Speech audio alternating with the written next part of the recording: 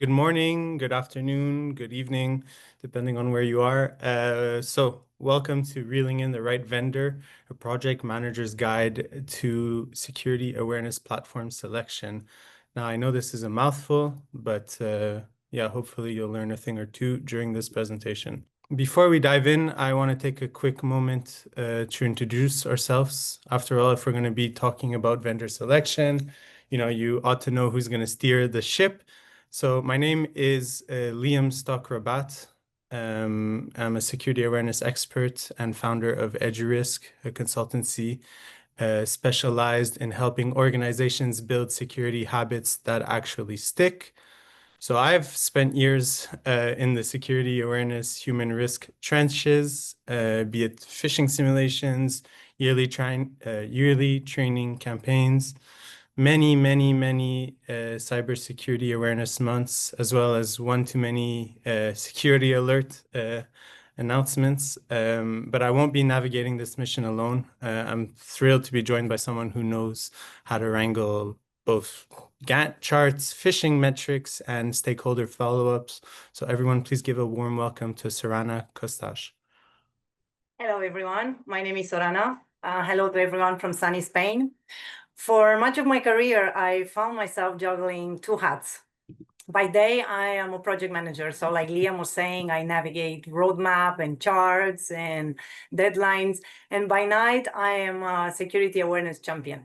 And we are here today to talk about the previous experience that came right at the intersection of these two hats.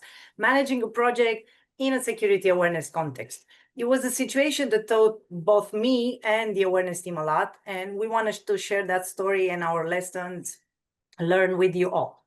So once upon a time, more specifically about 5 years ago, I was working for a video game company. I had been in awareness for a few years, and majority of our trainings were article on our intranet, some targeted emails, posters, and a small once-in-a-year cybersecurity event.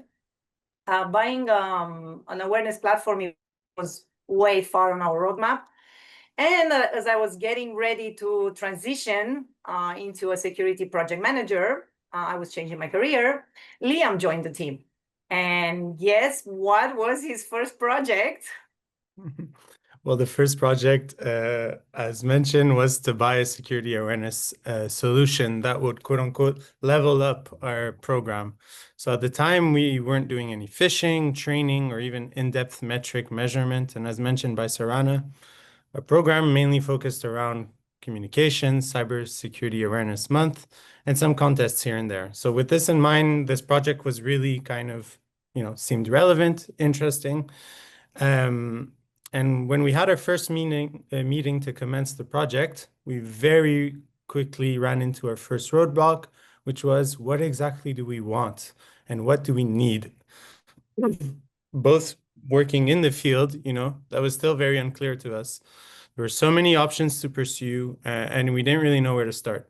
So for all of you that are possibly in the same position, or for those of you whose contracts are coming up for renewal and you need to now revisit this process in the near future, we thought this presentation would help formalize, how you can go about selecting a security awareness vendor the right way. So now you know the why. Let's dive into the how. The reason I'm here talking about project management at a security awareness summit, it's because I have seen what happens when you want to launch a project, you want to purchase a tool, and you don't have a plan. I like to think of it like trying to assemble IKEA furniture in the dark with no instructions and no keys. Then that's where the project manager enters. We like to bring structure and organization and clarity to the chaos. So why is the project manager essential? Well, we're going to start with something that we are all familiar with. I think you all heard the expression, we need something better. It's pretty vague, right?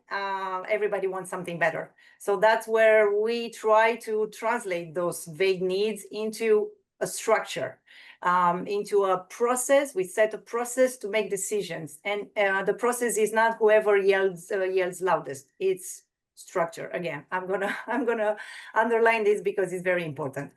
Then competing stakeholders, right? Everybody wants something, and it's very hard to get them on a common path forward.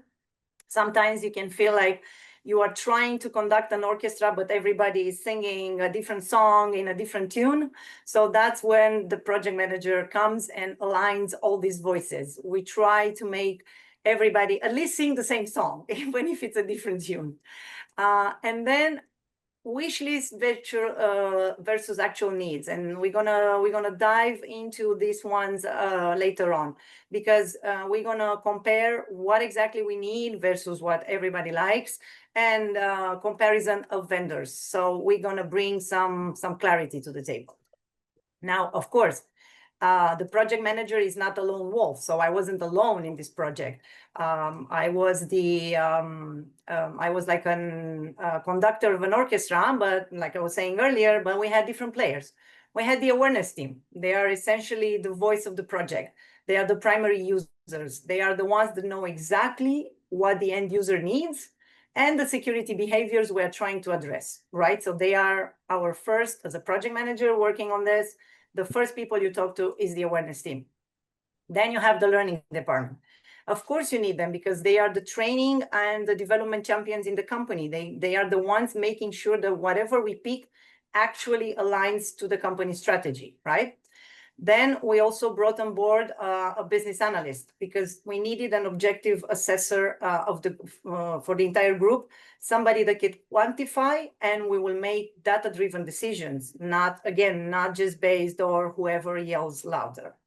And finally, let's not forget the elephant in the room. We have the security management, right? Because they are the budget holders. They are the ones that pay for it. They are the ones that have a tunnel vision, and they are focused on strategy and results. So now that we have everybody on the table, we have the stakeholders. Let's see how we did it, how I did it as a PM. Maybe you work with different PMs, they have different methodologies. But for us, it was very useful to use the Moscow method. Now, maybe you heard of it. It's not the city. It has nothing to do with the city. It's just a very common agile methodology. You have the M comes from must-haves. Like the name says, the critical requirements. Without them, we cannot purchase the solution. It's just not viable. Then we have the should-haves. They are important, but they're not vital for the initial launch. We may find workarounds. Then we have the could-haves. They are desirable, but they're less important. And if we leave them out, it's not much of an impact, okay? And then we have the last one, which I put it as won't have here, but I've also heard about it, would have. People consider the W meaning different things, different name, but it actually means the same thing. It's the least critical feature. It's something that if you don't have it, it doesn't matter. You could have it sometime in the future, or maybe never, your solution will still be viable. So using these methodologies, then we went to the testing phase to validate promises. We identified the stakeholders, we identified the methodologies, we sorted our priorities. Now let's meet the vendors and let's see how we can separate the marketing hype from the actual technology that we need in our company. The first one we did, we went to meet some vendors. But before we met the vendors, we did, of course, our own due diligence. So some very easy market search. We checked Gartner. We did a Google search. We also used our past experiences, our network, conferences that we have attended in the past, the people that we know that they are using X, Y, or Z platform. So did our own research. Then we shared our requirements with the vendors and we asked them for self-assessment. And we shared those requirements based on the Moscow that I was telling you. Now, here a tip. For example, you have vendors that say, we are impenetrable from a security standpoint, right? Because we are at the security summit.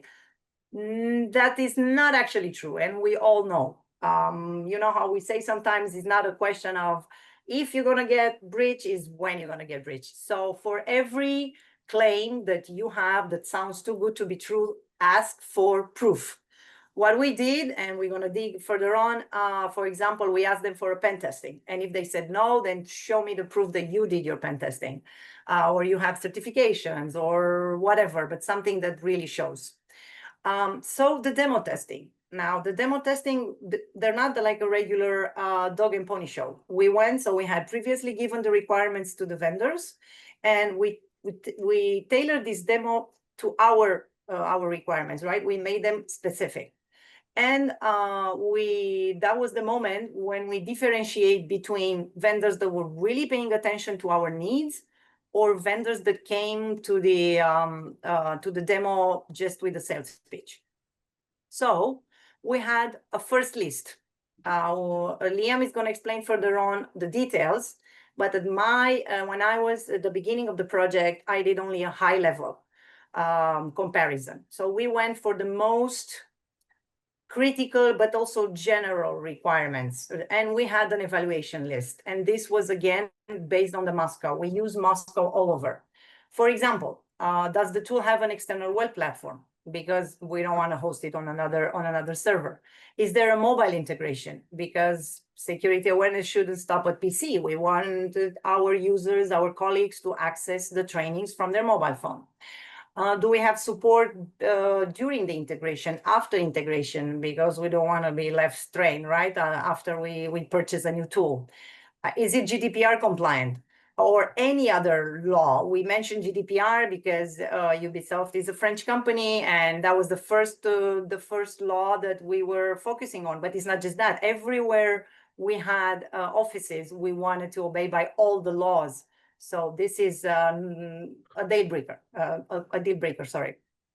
Can we integrate it in Active Directory? Is it SSO? Because of course you don't want IT to be flooded with tickets with access, or I forgot my password, or God knows what.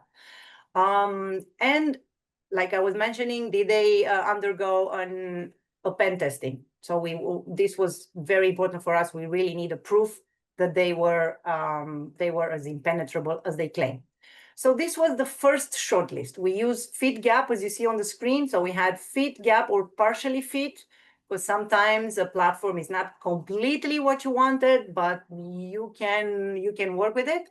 And then based on this analysis, we had the first shortlist. Now, as you can see, they are very general, right? So pricing, for example, it's also very important. This was one of the most important, because there is no point into going into details with the vendor if already they don't meet your budget. So we had if you have, I don't know, $100 and the platform costs 200, even if you negotiate, you never get to half a price. So already with that, we eliminated a lot of alternative on the market. So this was the first shortlist. Now, once we finished that, we had to go into details. And here I'm going to let Liam tell you all about it, because it's where the awareness team went really in details about their needs. Liam, you have the floor. All right, thank you, Sorana. So let's talk about user acceptance testing, or what we like to call the moment of truth. So this is where really you move beyond the vendor promises and you start to simulate reality. So first, you want to start building scenarios like a boss. And what does this mean? Well, this is not just testing those happy paths, but really considering the annoying edge cases, those exceptions that might cause real frustrations and real workflows. And again, here, your main goal is to figure out if your users can actually use the platform and complete their tasks without friction. And in this case, if this is the case, you've got yourself on a great start for a winning solution. Second, you want to get the right people in the room.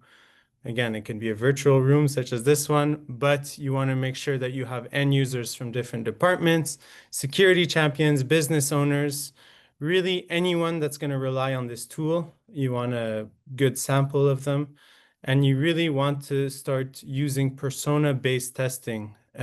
And you're not just testing the features, right? You're testing roles, you're mimicking user usage and user behavior. And finally, you need to develop the right toolkit. So use test case templates with clear success criteria.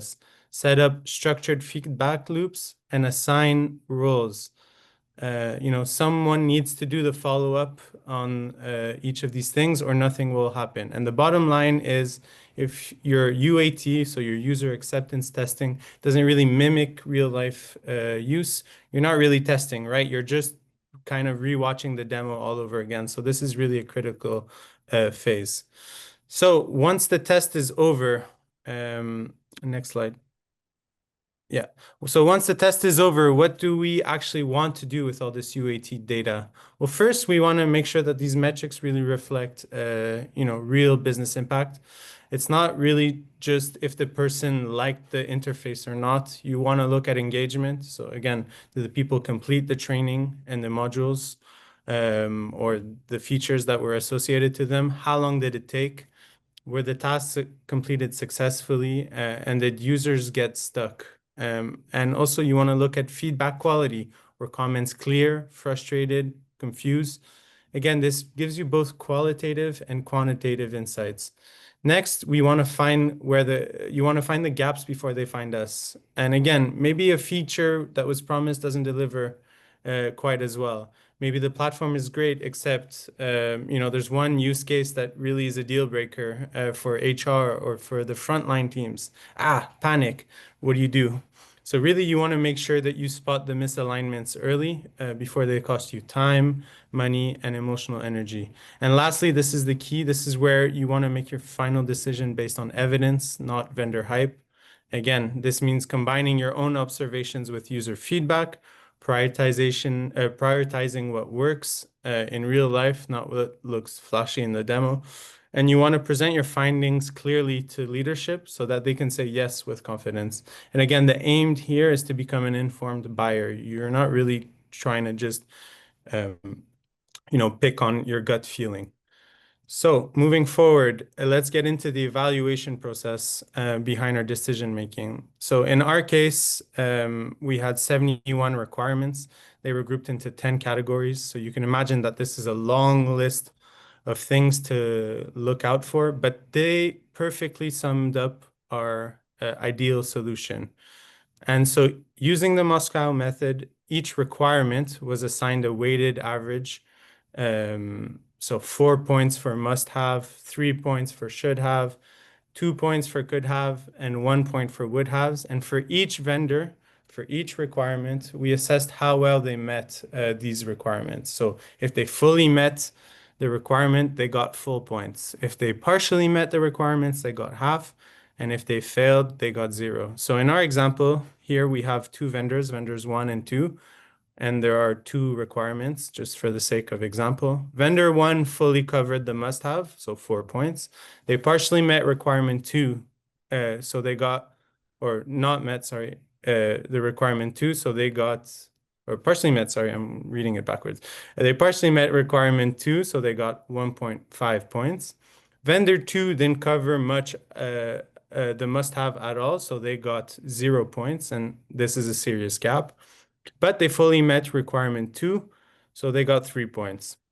I know it sounds like I'm saying gibberish now, but the idea here is that you want to tally up the scores for each vendor. You want to have a dedicated Excel sheet to help you do this, and you want to simply calculate the scores of each requirement using this method to be able to compare. Now, again, this method makes your final scores transparent, defensible, and also aligned with your priorities. So when stakeholders are asking you, okay, but Liam, why this vendor? Well, you've got the receipts, you've got the numbers, and you're able to defend yourself. And we also have a very important tip here. Do not name or generate requirements based on vendor documentation. Make sure to define your own requirements in your own terms. Because if you do not do this, well, you're going to end up saying, hey, vendor A matches all my requirements and all my desired features. Well, it's because you've found those features and that naming convention from that vendor. So it's kind of a self-defeating exercise if you do that. So it's really, really important to name your own requirements. Now, moving forward, we get to the acquisition phase. So this is really where it all comes to fruition. This is where the pressure kicks in and vendors are following up. They're trying to close the deal. They're throwing in limited time discounts. And our first advice is don't fall for it. This is not the moment to move fast. This is the moment to buy smart. So you've gathered insights, you've done your POC, you know what works, what doesn't. And this is all going to help the procurement team negotiate. And again, acquisition should be strategic here, not reactive. Make sure you're making sure that you're making the right decision for the long-term growth of your program, right? Next, we want to involve the right people again, but this time we're involving people that will help you negotiate. You're not negotiating alone. You want to involve the procurement team and the legal team early because they're probably quite busy. So legal will help you take care of terms, data handling, liabilities, and all that fun legal stuff. Internal buyers, well, they know the levers to pull, be it payment terms, renewals, bundling, and so on. Their job is to get the best pricing for you. Your job is to focus on security and user value. And again, if a vendor is rushing you, hit pause. It's okay. A good platform is here to stay. And you want to make sure that you're buying the right platform the right way, and you will get the right support. That's really how you purchase a winning solution. So next, here's the thing. Buying the platform isn't the finish line. It's really just the starting block. So implementation does not equal activation. So going live isn't just like you flip a switch and boom, it's ready. It's about coordination across people, systems, and processes. So you may need to prepare, some some projects that you may not have considered. The first one is, SSO integration. So this sounds simple, but, sometimes, again, this needs a proper security review. It needs someone from the security team to own that process. You're also going to probably have to prepare an awareness campaign rollout for the new tool. So again, you're going to have to align with the internal comms team to make sure that the comm is done before and during the launch, not after. And you're also going to have to start preparing, the reporting dashboards. So again, if it's a platform that is gathering data on your users, well, you need to make sense of this and have it be meaningful, and not just a pretty dashboard. And again, someone needs to own that activity. So these are all plans that you need to make. There's also cross-functional spin-offs, right? So these are kind of the hidden projects that sneak up on you. If you buy a platform that has a phishing button, well, again, someone needs to technically set that up, but also there needs to be a change management campaign, right? Because you're trying to teach users about this new feature and you want them to know about it and actually use it, or else it's kind of pointless. There are SOC integrations. So if you're gathering real-time threat intelligence, again, the SOC teams or other relevant teams need to be aware.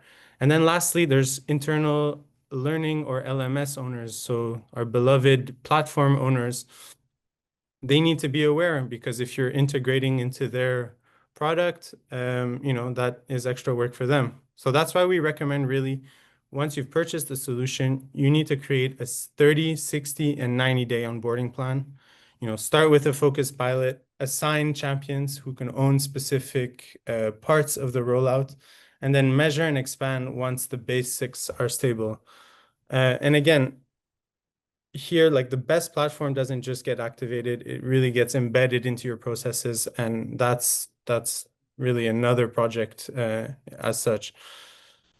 So let's bring it all home. So if you've been furiously taking notes, these are 5 golden nuggets to star, highlight, or even maybe tattoo on your arm if that's what you're into. And if you're daydreaming about a coffee break, well, there's only one slide left, this one, so hang in there. So here are some key requirements, right?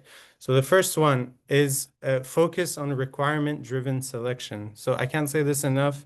Documenting your detailed functional requirements with input from all your stakeholders is what keeps you from buying a sports car when you really need to buy a minivan, right? It ensures you pick a tool that actually fits your specific needs, as quirky as they may be, right? Next, you want to also embrace a structured methodology. So as Sorana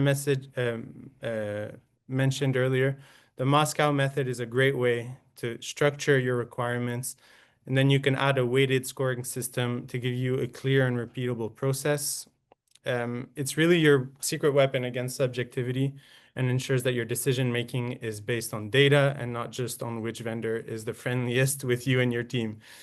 Next, you want to make sure that you are running a POC effectively. So don't just trust a demo. A standardized proof of concept is a must with scripts and user testing scenarios that are tested by people outside of the security department. So really here you want to go as diverse as possible. This is absolutely critical for a true validation. This is how you really figure out like what really works, what doesn't, and you're able to put the vendor's claims to test. Fourth is all about risk mitigation. So again, this approach kind of gives you a way to significantly reduce the risk of choosing the wrong platform. Again, think of the project equivalent of looking both ways when you cross the street. It helps you really like identify the threats and the gaps or potholes in our case, or cars, that might affect you, before you're committing budget, reputation, and time. And finally, remember that these are project management skills. So again, this is probably a facet of our job that isn't very addressed, but they're very useful. And what we've talked about today, managing stakeholders, prioritizing needs, structured evaluation. Well, this is not just for buying a platform, right? These are applicable to many other security initiatives that you might undertake throughout your time as a security awareness or HRM professional. So again, you've got the blueprints to bring order to chaos, and we really invite you to do so. So to wrap up, we'd like to thank you for your time and attention. We have prepared a template for a vendor evaluation kit that we will be posting in the Slack channel. So please take a look. This will give you pretty much the step-by-step that we've discussed and allow you to fill in your own requirements to be able to replicate this process. And for those of you in Chicago, for those of you, I guess, on the sixth floor watching this live, I'll be around for the next few days. So feel free to come up to me and speak to me if you have any questions. And again, if you don't have any other, if you have questions, you can put them in the Slack channel. Thank you.